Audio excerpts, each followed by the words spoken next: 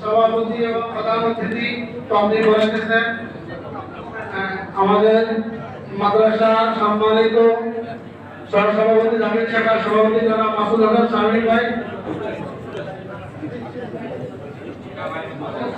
মোহাম্মদ তানভীর হাসান, মোহাম্মদ তানভীর, পিতা মাসুদ আলম, থানা ফরিদগঞ্জ, জেলা চাঁদপুর। এরপরে আসছেন ওসমান হুসাইন, ওসমান হুসাইন,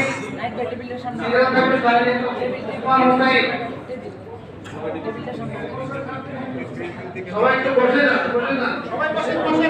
ওসমান পিতা মোহাম্মদ মিলন,